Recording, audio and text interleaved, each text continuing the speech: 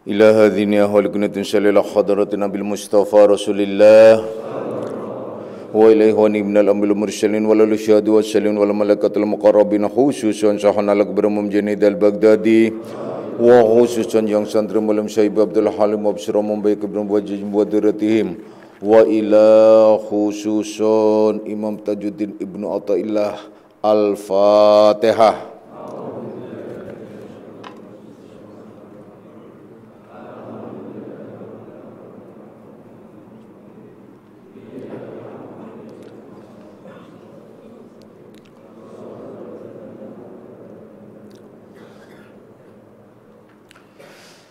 Mari kita baca suratul Fatihah sekali lagi.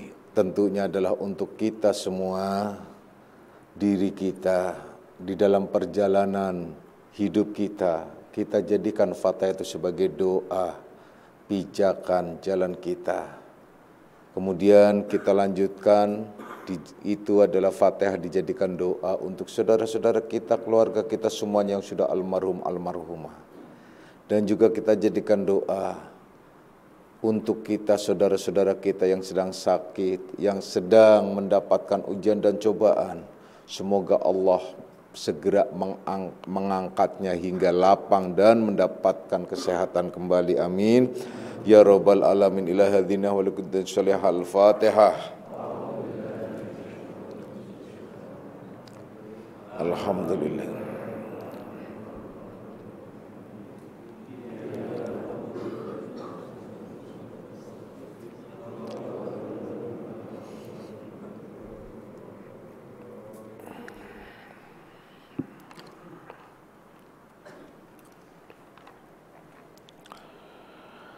Assalamualaikum warahmatullahi wabarakatuh.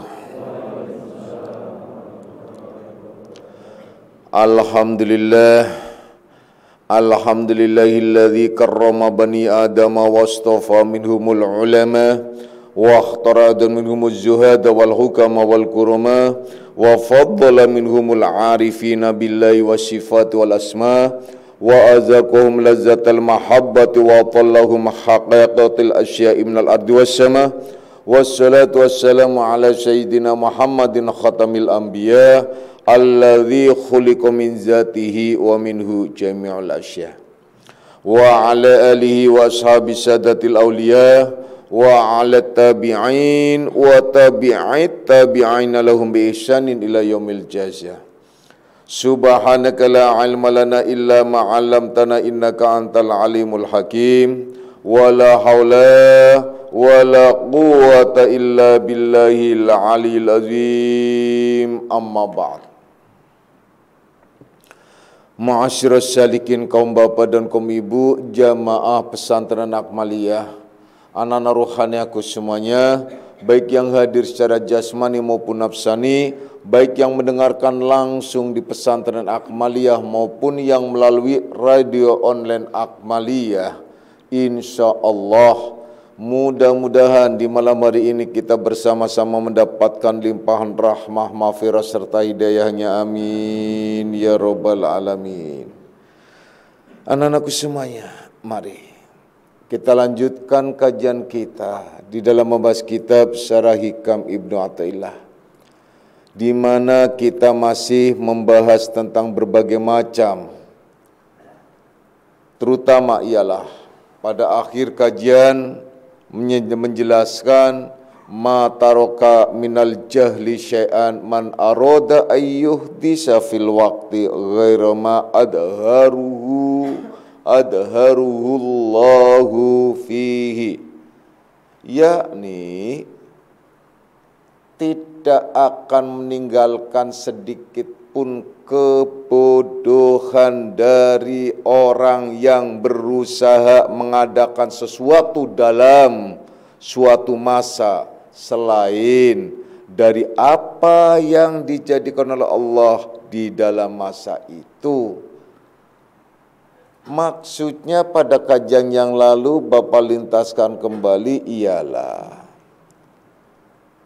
hanya orang-orang bodoh, artinya orang-orang jahil, tidak tidak menambah dirinya menjadi pinter, bahkan akhirnya bertambah-tambah kebodohannya. Ialah orang yang berusaha untuk mengadakan sesuatu di dalam masa itu, yakni selain apa yang telah dijadikan atau apa yang telah ditetapkan oleh Allah Subhanahu wa taala pada masa itu. Mungkin kalian agak keder mendengarkan kalimat ini, karena ya maklum, kalian adalah santri. Kalau disebut istilah di pesantren itu santri kalong. Santri kalong itu ialah datangnya ya kayak kalong.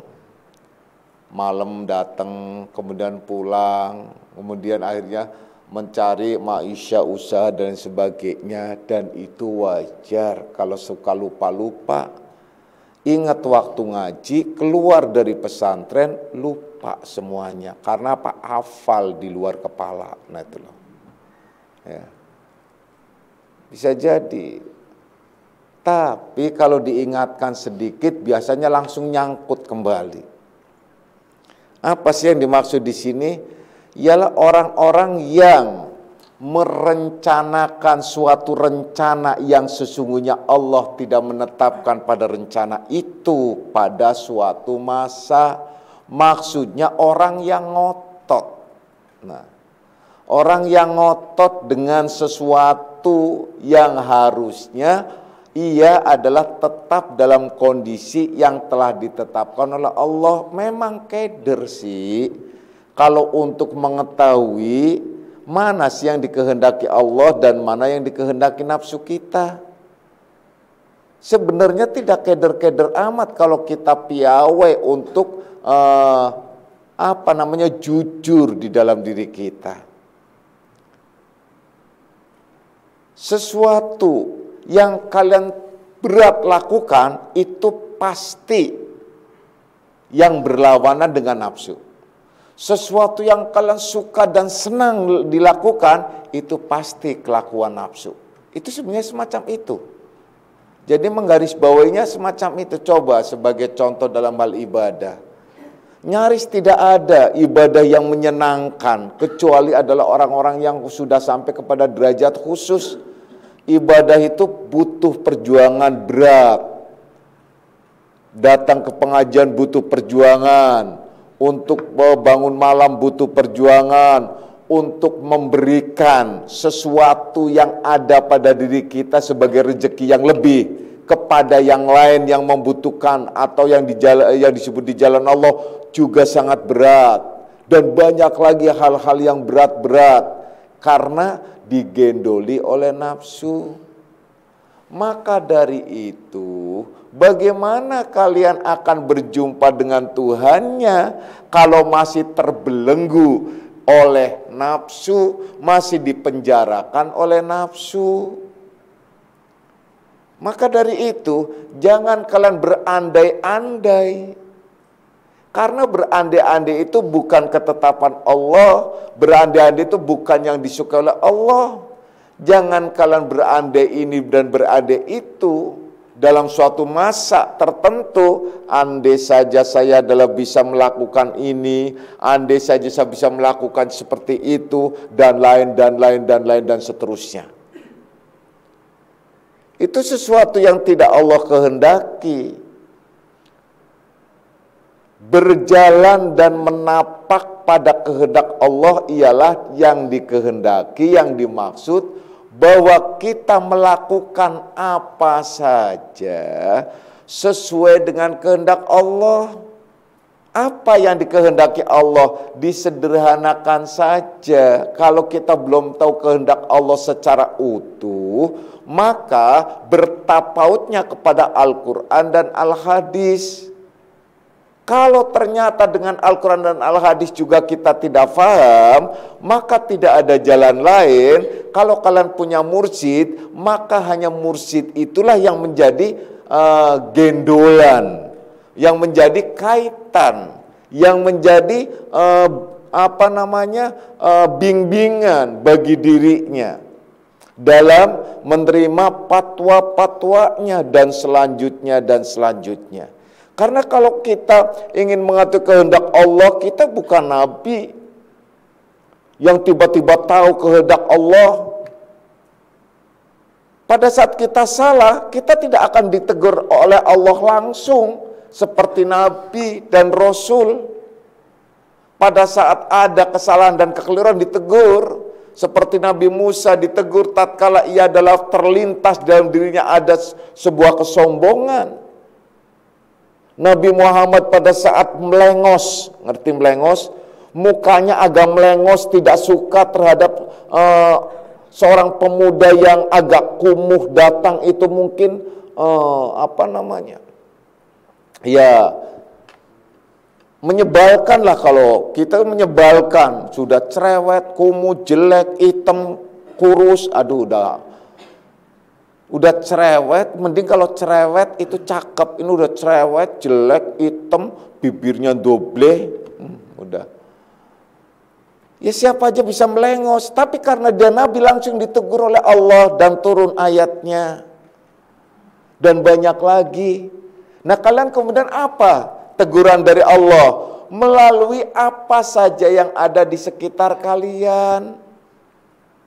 Oleh karenanya jangan mengandai-andai apa yang ada di sekitar kalian. Yang ada di sekitar kalian adalah sebagai tanda-tanda bahwa itu adalah hakikatnya teguran dari Allah Subhanahu wa taala dalam bentuk ujian atau cobaan.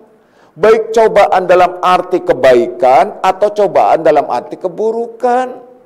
Inna fi khalqis samawati wal ardi wa ikhtilafil laili wan nahari la ayatil liulil albab alladzina yadhkurunallaha qiyaman wa qu'udan wa 'ala junubihim wa yatafakkaruna fi khalqis samawati wal ardi rabbana ma khalaqta hadza batila subhanaka faqina adzabannar. Sesungguhnya di dalam penciptaan langit dan bumi, silih bergantinya malam dan siang, di situ ada tanda-tanda bagi ulul albab, tanda-tanda teguran Allah, tanda-tanda perintah Allah, tanda atau berbagai macam tanda-tanda. Siang, malam, semuanya ada tanda-tanda. Namun ini hanya bisa dimengerti, difahami oleh orang-orang yang selalu ingat kepada Allah, yang selalu berzikrullah, alladzina yadhkurunallaha qiyaman wa qu'udan wa 'ala junubihim, yang selalu berzikir terhadap Allah baik dalam kondisi apapun. Kemudian bukan sebatas zikir dalam arti lisan, bukan sebatas zikir dalam arti qalbi, bukan sebatas zikir dalam arti syirri, tapi zikir dalam arti fikri dan akli. Yaitu memikirkan apa yang terjadi di sekitarnya. Kalau mungkin memikirkan langit dengan kedirgantaraannya, itu terlalu wah. Kalian bukan astronom, kalian bukan ahli kedirgantaraan. Yang dikehendaki ialah memikirkan situasi dan kondisi keadaan apa yang terjadi di sekitarnya dan lihatlah sehingga akhirnya kalian menyatakan dengan ikhlas, menyatakan secara hati menjadi itikad Rabbana ma khalaqta hadza batila. Ya Allah, ternyata tidak ada yang sia-sia yang engkau jadikan ya Allah. Benar. Kalau kalian ya Allah segera melihat dan memperhatikan, jangankan manusia, binatang kalian perhatikan begitu istimewanya. Kalian akan selalu takbir, akan selalu tasbih, akan selalu tahmid, tahlil. Itu pasti. Karena terpesona, terperangah. Kan Bapak sudah sering menjelaskan. Coba kalian lihat burung. Apa kalian lihat burung? Coba, apa kalian tidak sadar? Burung, sekedar burung gitu loh. itu dia bisa ngerti kalau istrinya sopan banget ya. Ya udah, sang betinanya itu sudah mulai tanda-tanda mau menelur dan sudah ada, dia sibuk membuat sarang untuk menadai telurnya itu. Kalian bisa tanya, siapa yang ngajari? Apakah ada sekolahan burung, pendidikan burung? Tidak ada. Karena apa? Karena Allah telah mengirim kepadanya yang disebut gharizah, yaitu ilham, naluri padanya. Itu harus benar-benar diperhatikan. Ya Allah, dahsyat banget. Belum lagi orang. Kalau orang mungkin kalian tidak terpesona. Karena apa? Karena ada pendidikan. Mulai dari kecil, akhirnya sampai masuk ke sekolah dasar, menengah, kemudian atas, bahkan di perkuliahan. Itu nggak aneh, ada pendidikan. Ini binatang-binatang gitu loh. Dan binatang itu juga kenal komunitasnya, kenal kelompoknya.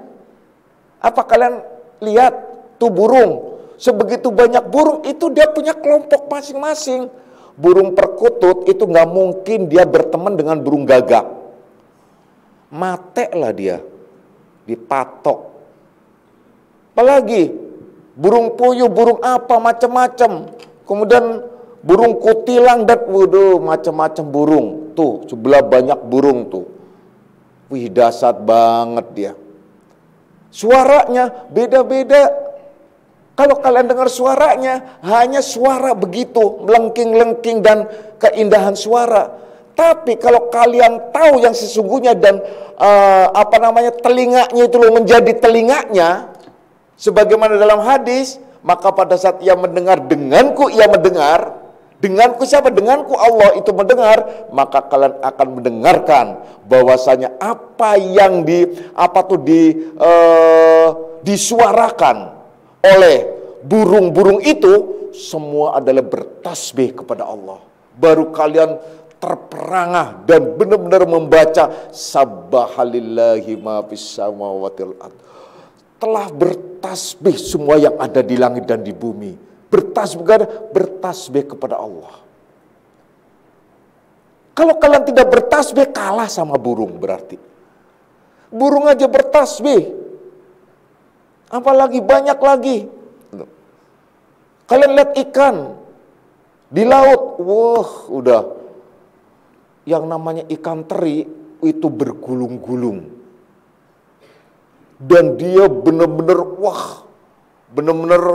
kalau di dalam film itu namanya kolosal dia. Banyak, bukan banyak, banyak.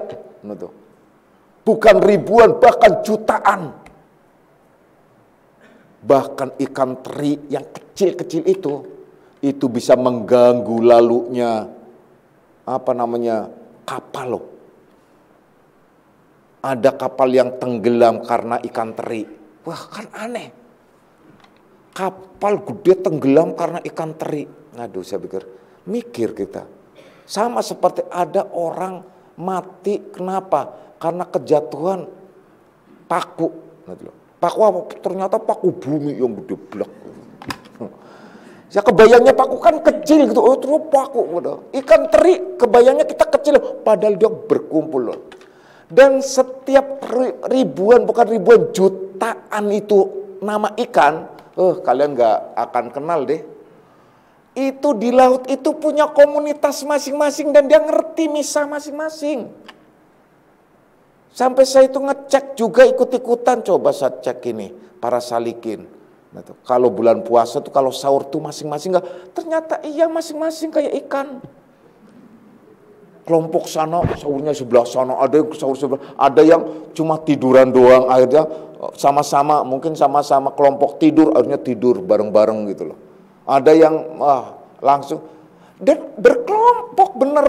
Nah itu loh, memang komunitas gitu loh. Sama yang akhirnya berorganisasi, hakikatnya berorganisasi. Dan kalau melakukan apapun, kalau kalian mau belajar, kalian akan malu dengan ikan-ikan. Percayalah. Lah sebagai contoh, saya sedang dari dulu saya suka memang ikan. Karena memperhatikan. Salah satu yang paling saya sukai ikan itu adalah ikan arowana.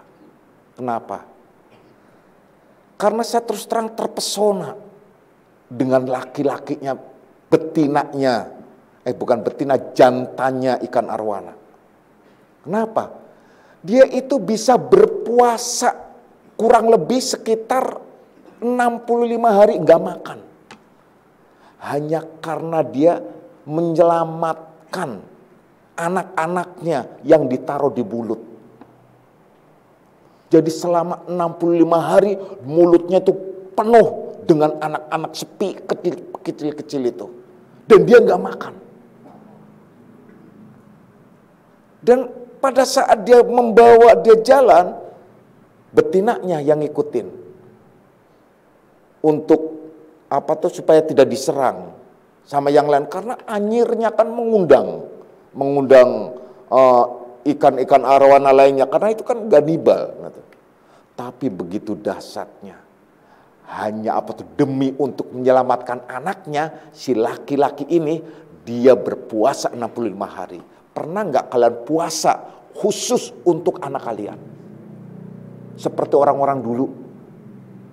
Orang-orang dulu, bapak-bapaknya, orang tuanya itu suka berpuasa khusus untuk anaknya loh. Kalian kepengen punya anak soleh, puasa untuk anaknya saja yang diniatkan, saya puasa untuk berdoa agar anak saya menjadi soleh. Pernah nggak? Jangan ada yang bilang pernah ya, karena nggak ada. Itu sebagai contoh gitu loh.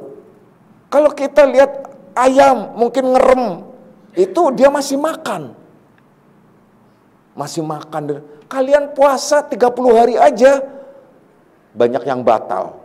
Coba, apa kalian kira Bapak nggak tahu? Di antara kalian tuh banyak yang batal puasanya di bulan Ramadan kemarin. Sok-sokan aja sok puasa gitu, datang keluar tuh. Padahal dia dari makan gitu. Arowana, ikan, 65 hari puasa loh. Kuat gitu loh. Kalian disuruh puasa wajib hanya 30 hari, bahkan 29 hari. Masih batal. Kalau perempuan batal wajar. Karena dia ada halangan, menstruasi, head, mens. Nah kalau kalian, yang laki-laki, apa? Mencret. Sama itu, seperti itu. Coba. Dahsyat. Berarti kalau ada laki-laki yang tidak bertanggung jawab terhadap anaknya, kalah sama ikan. Kalah sama ikan. Main pecotot aja langsung pergi. Iya. Ninggalin anak sesuka-suka. Nggak tahu apa gimana dan bagaimana. Coba. Itu yang harus kalian pahami baik-baik. Kalau memang anaknya ditanggung jawab dengan cara-cara lain, itu nggak ada masalah. Yang penting ialah satu hal.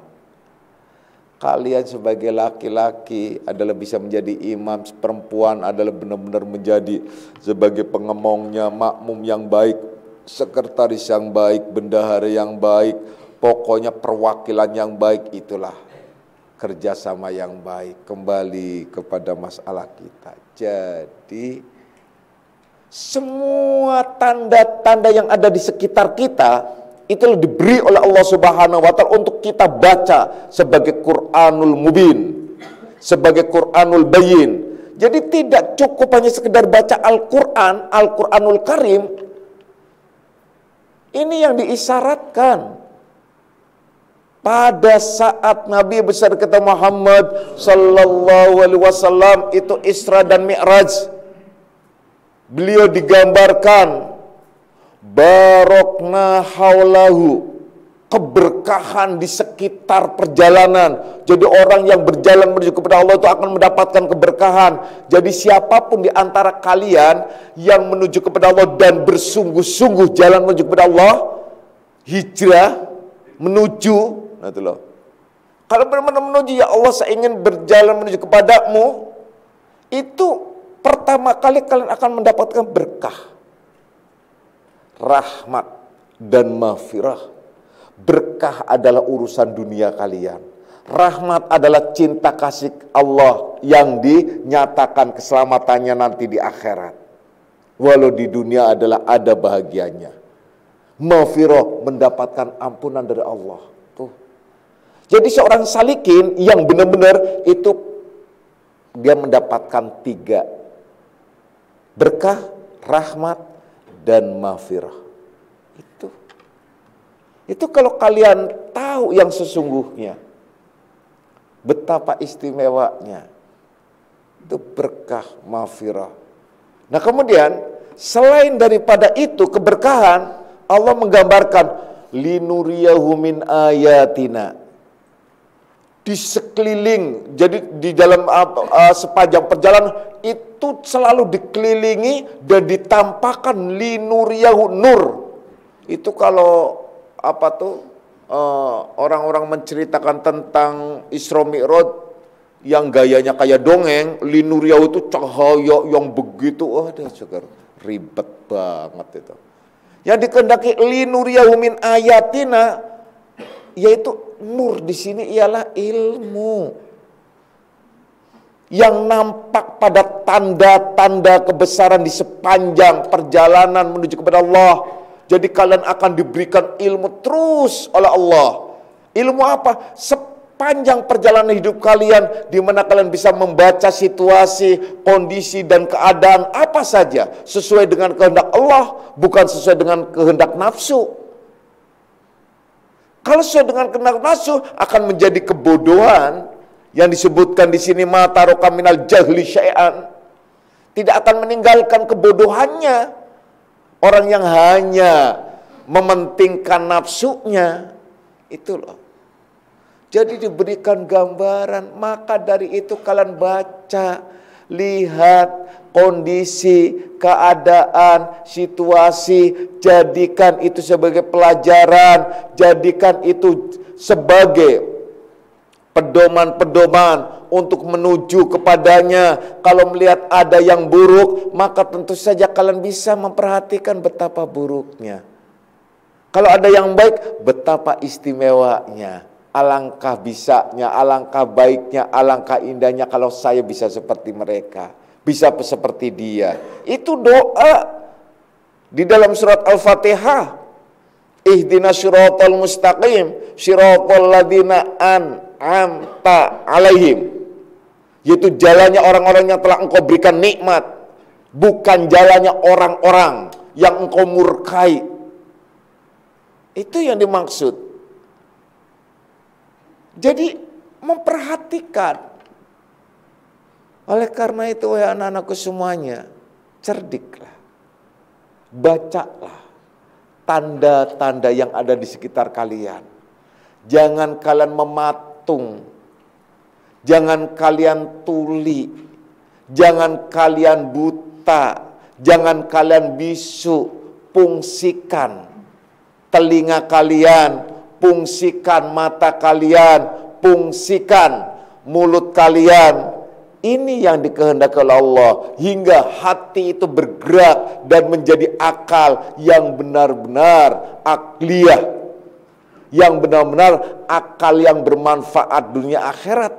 Kalau tidak, Allah sudah menggambarkan laqad dara'na li jahannama katsiran minal jinni wal insi. Dipenuhinya neraka jahanam itu kebanyakan dari banyak jin dan manusia. Yang kenapa sih dia lahum qulubul la yafqahuna biha? Dia kasih hati, akal, tidak berfungsi akal dan hatinya. Dikasih mata, tidak berfungsi matanya itu memandang dengan baik dan benar. Dikasih telinga, tidak berfungsi pendengarannya itu dengan baik dan benar. Lebih kepada nafsu. Itu alasannya. Maka dari itu wahai anak-anakku semuanya, ayo kita jalan fafirru ilallah. Bersegera, bergegas kita menuju kepada Allah Subhanahu wa taala. Oleh karena itu, kemudian kalian jangan suka menunda-nunda apabila ada panggilan, ada perintah. Apalagi kalian mendapatkan panggilan dari mursyid kalian, bersanteria, kalian mendapatkan banyak deh. Kalau kalian menunggu panggilan Allah, yang kalian gambarkan Allah itu memanggil dengan cara apa? Salah, kan Bapak dari awal sudah bilang. Kalau Nabi ditegur oleh Allah langsung, dan diberi peringatan oleh Allah, dan diberi perintah oleh Allah. Kalau kalian, siapa yang memberi perintah? Siapa yang memberi peringatan? Tentu saja bukan Nabi. Karena Nabi kita Muhammad sallallahu alaihi wasallam telah wafat 1400 tahun lebih yang lalu. Sekarang yang ada ialah warasatul anbiya. Guru, ulama, ajengan, kiai, mursyid. Dan itu yang disebut warasatul anbiya. Maka dialah dan kalian bisa menerima dan melihat apa yang ada padanya, dan apa yang diperintahkannya, dan apa yang dipatwakannya, dan apa yang dilarangnya, nah, dan seterusnya, dan seterusnya. Tidak bisa hanya membuka Quran sendiri, hadis sendiri. Maka dari itu, mu'alif juga menjelaskan, ihalatukal a'mala ala wujudil faraghi min ru'unatin nafs. Jadi, apabila kalian menunda perbuatan yang baik-baik, nah, karena menunggu kesempatan yang lebih baik, itu disebut suatu kebodohan, suatu kejahilan. Min ru'unatin nafsi, yang mempengaruhi dirinya, jiwanya. Jadi, kalau dalam hal kebaikan, jangan ada istilah ditunda. Kalau dalam hadis menyatakan, i'mal lidunyaka ka'annaka ta'ishu abada, wa'mal li akhiratika ka'annaka tamutu. Ini populer ini. Anak SD aja bisa tuh mengucapkan semacam itu. Jadi, kalau dalam urusan dunia, kalian jangan berpikir akan mati esok pagi, tapi kalian akan hidup selamanya. Kenapa? Ya contohnya sederhana aja, beginilah. Kalau kalian seumpamanya kalau di kampung itu, kalau orang-orang kampung atau ulama kampung memberikan gambarannya yang real, yang langsung aja. Kalau pohon kelapa itu kalau tumbuh dan dia berbuah itu kurang lebih 10 tahun ke atas seumpamanya. Nah, ada orang umurnya udah 60 bahkan 70 tahun nanam pohon kelapa. Kira-kira ini akan menikmati kelapanya enggak nih? Nah, pada saat nanam nggak usah mikir, nanti bentar lagi juga sama mati, nggak jadi, nggak nanam udah. Nggak begitu maksudnya. Kalau kalian bekerja, kalau kalian melakukan dagang dan sebagainya, umur kalian sudah lanjut sekalipun, nggak usah dipikirkan. Karena apa? Ada generasi yang akan datang. Anak-anak kalian, jangan sampai kalian meninggalkan anak-anak kalian dalam kepapaan. Karena kepapaan atau kepakiran itu selangkah lagi kufur.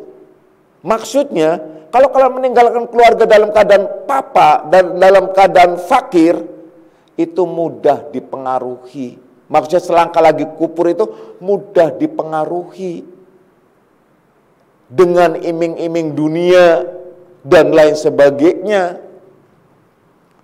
Jadi terpesona melihat keindahan dunia yang tidak pernah ia menyentuhnya, sehingga kalap sampai melepaskan iman. Itu yang dikehendaki semacam bahwasanya selangkah lagi kufur. Oleh karena itu, kalau dalam urusan akhirat, wa mali akhiratika ka'annaka tamutu. Kalau dalam urusan akhirat, jangan kalian tarsok. Contohnya begini, Pokoknya saya mau mau ngasih hadiah Bapak. Ya Allah, kepengen mau ngasih hadiah Bapak. Ntar kalau saya adalah jual tanahnya itu laku. Gitu. Tanah siapa? Itu ada tanah tetangga mau dijual. Ini mimpi namanya. Berangan-angan. Saya mau ngasih hadiah sama orang tua saya nanti kalau saya sudah gajian. Udah kerja belum? Belum, baru ngelamar. Apa yang kalian orang tua dikasih oleh kalian, walaupun orang tua punya uang 100 juta, tapi dikasih oleh kalian 10.000, wih bahagia banget. Bukan nilai itunya loh. Bukan nilai 10.000-nya itu. Yaitu nilai perjuangannya sama seperti Allah Subhanahu wa Ta'ala menyatakan, yang dinilai itu perjuangan hatinya. Kalau ada orang yang kaya raya membangun masjid nih. Masjid, udahlah kayak Kubah Mas contohnya.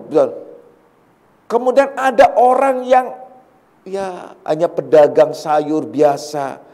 Kemudian dia menyumbangkan 2.000 ke masjid dan akhirnya dia menyumbang lagi 2.000, kumpul tiap lewat dia nyumbang 2.000, akhirnya jadi dia uang yang 2.000 itu tercampur dengan bangunan itu, artinya entah itu jadi keramik, semen atau segala macam. Apakah nilainya sama dengan yang Masjid Kuba? Sama, bahkan lebih. Gitu loh. Itu yang dimaksud. Karena apa? Allah itu di dalam hadis, dalam hadis muttafaq alaih, Rasulullah menyatakan, innallaha la yanzuru ila suwarikum wala ila ajsamikum, walaki yanzuru ila qulubikum wa niyatikum. Sesungguhnya Allah tidak akan melihat rupa lahiriah kalian, rupa dan jasmani kalian, tidak bentuk fisiknya. Jadi beban yang ada di dalam hati, di mana beban itu mengeluarkan. Kalau orang yang punya uang 1 juta kemudian mengeluarkan 10.000, ringan. Orang yang punya 10.000 harus mengeluarkan 1.000, beban. Pada saat dia mampu mengeluarkan 1.000, kemudian yang punya 1 juta mengeluarkan 10.000 atau 100.000, itu nilainya sama di sisi Allah. Itu loh istimewa, itu nilainya sama di sisi Allah. Jadi jangan kalian minder, jangan kalian malu karena kalian adalah, saya cuma punya segini, waduh yang lainnya udah. Jangan. Karena Allah bukan menilai sekedar lahiriahnya, tapi lebih kepada wilayah hati masing-masing.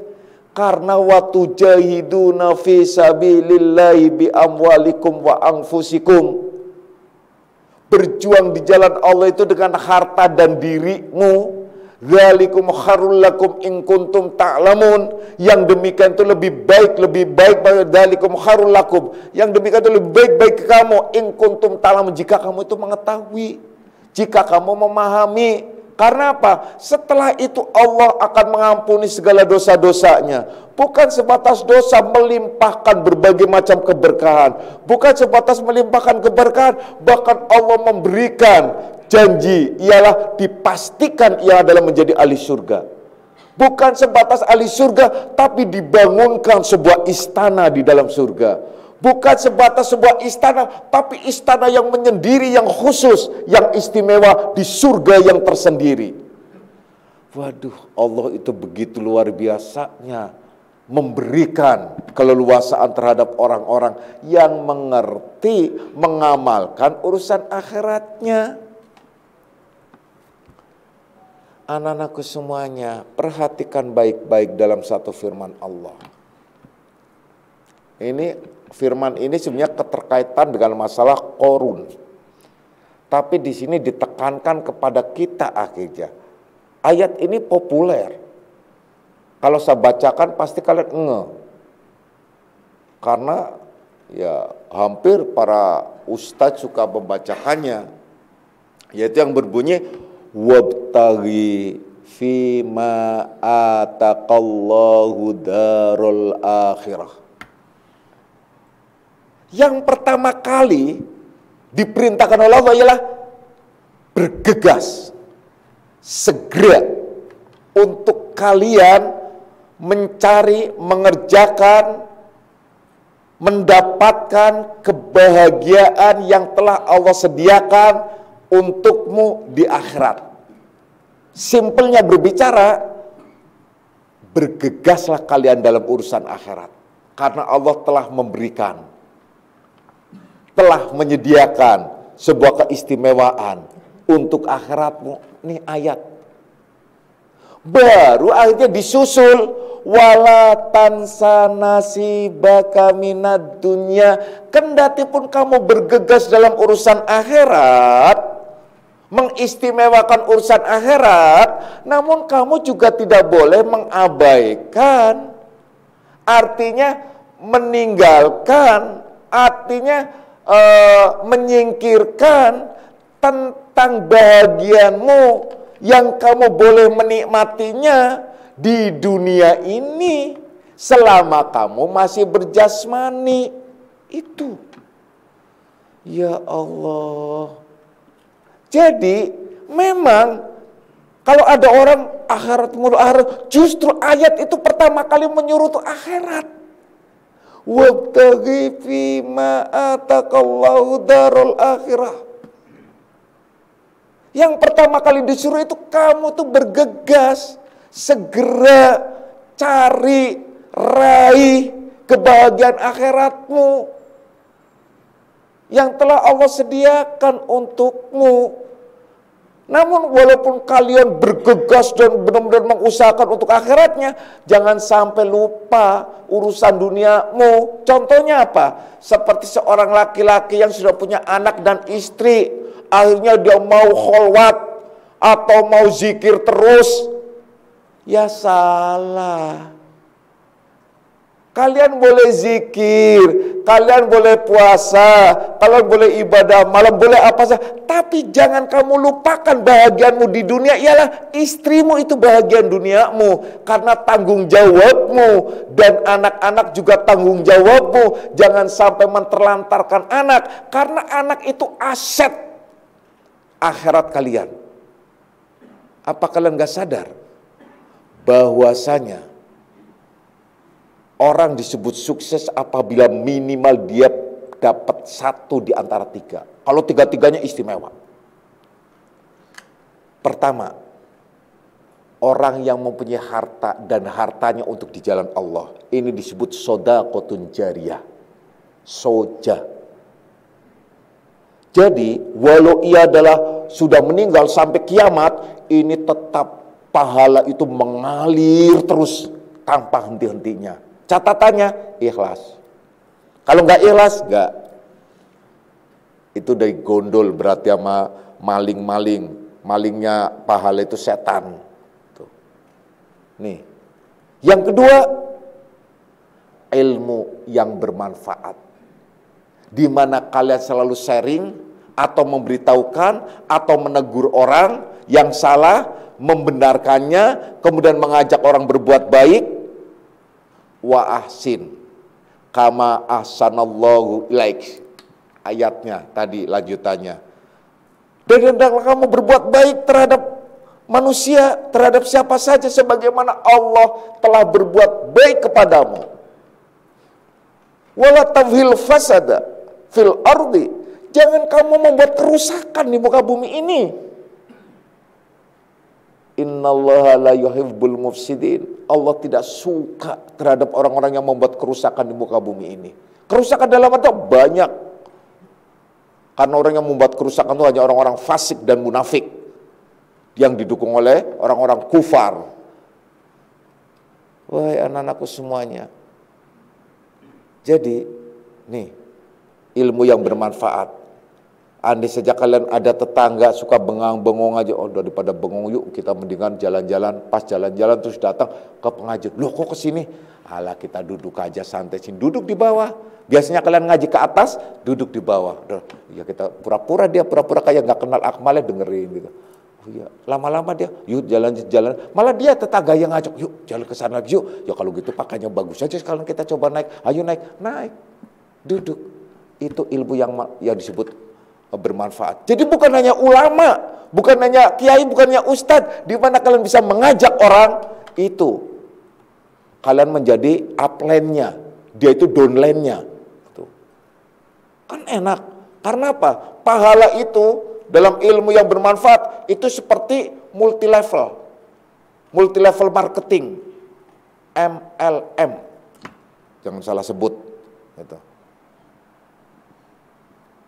Kalau MLM yang sekarang ini banyak yang dirugikan, terutama yang di bawah. Tapi Allah tidak merugikan, bahkan mendapatkan untung semuanya. Itu MLM-nya Allah tuh begitu. Coba kalian contoh bawa orang ngajak ngaji, ini ilmu nih. Atau kalian bawa orang itu ngajak sholat. Orang yang sholat ini dapat pahala. Kalian yang ngajak dapat pahala senilai orang yang sholat itu. Tapi tanpa mengurangi sedikit pun pahalanya orang yang sholat ini. Tuh MLM-nya Allah tuh begitu. Kemudian di bawahnya gitu loh, terus berkembang. Akhirnya banyak banget. Tanpa disadari, kalian itu loh numpuk menjadi miliarder ruhania. Karena apa? Itu ilmu yang bermanfaat. Dan itu pula yang disebut sodaqotun jariyah tadi. Kalau ternyata dua ini juga kalian tidak punya, kalian punya satu tinggal. Apa? Waladun solih. Anak yang soleh atau solehah. Jadi hanya 3. Jadi jangan kalian merasa sukses karena sudah punya anak itu dia baru selesai S1. Alhamdulillah udah S2. Alhamdulillah sudah S3. S4. S5. S ting-ting. S tung-tung. Alah macam-macam. S. Enggak penting. Saya katakan terhadap anak-anak saya Bapak itu mengkuliahkan kamu itu bukan untuk kalian itu menjadi Bapak berharap kalian itu bekerja atau menjadi wanita karir atau lain sebagainya. Tidak sama sekali. Bapaknya ingin bahwa kalian itu adalah tidak apa istilah bahasa anak sekarang cupu apa tuh. Tidak cupu. Jadi pada saat kalian punya suaminya adalah wawasannya ini, kalian bisa mengimbangi, kalian bisa ini dan lain sebagainya. Yang penting semua ilmu kalian adalah untuk nanti ditularkan kepada anak. Kebayang gak sih punya istri yang bodoh? Sementara kalian kerja, ini anak kalian yang dititipkan istri itu dididiknya kayak apa? Tapi kalau istri kalian pinter, ya Allah, kalian nyaman, kalian kerja jungkir balik sana, kalian sudah tenang. Tapi karena kalian juga gak ngerti masalah ini, istri bodoh atau enggak bodoh, masa bodoh. Karena sama-sama bodoh. Kan gitu akhirnya. Kan begitu. Kalian tanya deh anak-anak saya, pernah gak sih Bapak berharap ini, sampai kadang-kadang suaminya, syukur. Sampai contoh ada Hima atau Dewi itu. Hima, suaminya Hima tuh, anakku Aan tuh. Aduh, syukur. Jangan ayang, jangan nyuci mulu, kamu S2 masa nyuci mulu di rumah gitu loh. Ya Pak, kasih pembantu dong. Akhirnya kasih pembantu, sumpama itu contoh gitu loh. Karena apa? Suaminya juga merasa nyaman karena istrinya bisa mendidik anak dengan baik dan benar, meningkatkan kualitasnya. Itu kan artinya menjadi generasi-generasi yang akan datang menjadi generasi-generasi yang lebih baik lagi. Dan lebih bagus lagi. Kalian pada nyesel, aduh Pak, iya ya, kenapa ya, aduh kalau gitu apa perlu nikah lagi ya Pak, yang cari yang cakepan gitu. Nah, bukan itu solusinya, perbaiki gitu loh. Nah itu pentingnya, jadi tidak serta-merta sekedar kalian tuh menyekolahkan anak atau menjadi anak itu pinter itu adalah kalian berharap, kemudian orang tua berharap, ya saya udah nyekolahin tinggi-tinggi kan supaya dia bekerja, supaya ada hasilnya. Itu memang orang tua bodoh sebenarnya. Bukan begitu. Apalagi untuk wanita. Kalau laki-laki oke lah. Laki-laki saya hanya mengatakan, kamu akan menanggung jawabi anak orang. Kamu wajib bisa. Gitu. Nah, itu sebagai contoh semacam itu. Ya. Dah. Jadi anak itu aset. Aset ruhaniah. Kenapa? Ada 1000 ulama menyolatkan mayat ini. Udah menyolatkan mayat ini. Dah, semua ulama berdoa, wah makbul. Ada anak yang soleh satu menyolatkan bapaknya. Lebih utama mana? Lebih utama anak yang soleh satu ini daripada 1000 ulama yang nyolatin. Tuh. Makanya kalian, saya kira. Terus gimana Pak supaya dapat anak soleh? Dapat anak soleh itu minimal, itu kalian punya anak 6. Itu baru soleh-soleh, benar-benar soleh. Walaupun bisa jadi semuanya soleh, tapi yang benar-benar kelasnya itu adalah kelas, ya khusus itu adalah minimal 6 tuh. Karena apa? Ukurannya ialah bapaknya Nabi Yusuf siapa? Yakub ya. Itu anaknya itu jumlahnya 12. Yang soleh 2. Walaupun soleh semua, maksudnya soleh yang sukses 2. Yusuf sama Bunyamin. Sama Bunyamin tuh. Karena Bunyamin masih kecil. Karena yang menganiaya Yusuf, yang membuang ke sumur, itu kakak-kakaknya. Berarti 12 anak baru kalian dapat 2. Itu yang akan dijaminkan. Saya punya anak 6 tapi blingsatan semua. Nah, karena makannya salah. Kenapa? Karena waktu kalian hamil, istrinya hamil, makannya itu sambil lari. Ya pantas saja anaknya lari-lari. Nah, itu loh. Macam-macam dan banyak lagi hal-hal lain. Ini contoh ya. Itu contoh yang sederhana, berarti minimal kalian disebut sukses itu minimal kalian dapat salah satu di antara 3 ini. Shadaqatun jariyah, ilmu yang tafa'ubi, waladun soleh. 3-tiganya istimewa, itu benar-benar sukses banget. Kalau tidak, salah satu di antara 3 ini, jangan kalian mimpi menjadi sukses lahir batin itu. Jadi jangan kalian berharap itu. Ya udah, kita lanjutkan. Jadi bahwa di sini diterangkan, disebutkan hanya orang-orang yang bodoh yang suka menunda-nunda amal, karena memang banyak sekali kalimat-kalimat yang terkait dengan masalah ini. Di bawah firman Allah juga banyak. Ya, banyak sekali sebenarnya, banyak sekali, tapi kembali lagi pada ke sikap hati diri kita di dalam menjadi orang yang benar-benar siap sebagai orang yang sungguh-sungguh menuju kepada Allah Subhanahu wa taala. Itu yang paling penting. Jadi siap semuanya. Tapi kadang-kadang kan orang hidup kalian tidak pakai aturan. Jadi hidup ya sesuka-suka, suka macam-macam lah. Sudahlah, banyak sekali hal-hal yang memang terkadang kita terpana-pana, udah macam-macam karena kita terlambat atau ini, tapi nggak ada istilah terlambat, nggak ada istilah terlanjur, nggak ada. Kita bisa memperbaiki dan terus memperbaiki. Dengan memperbaiki itulah Allah suka terhadap orang-orang yang disebut taubatan nasuha, yang berarti memperbaiki dan terus memperbaiki. Insya Allah kita masuk golongan orang-orang yang selalu mendapatkan ampunan dan rahmat berkah dari Allah Subhanahu wa taala. Amin ya rabbal alamin. A'udzubillahi minasyaitonir rajim. Bismillahirrahmanirrahim. Raditu billahi rabban alamin dinan wa bi Muhammadin nabiyya.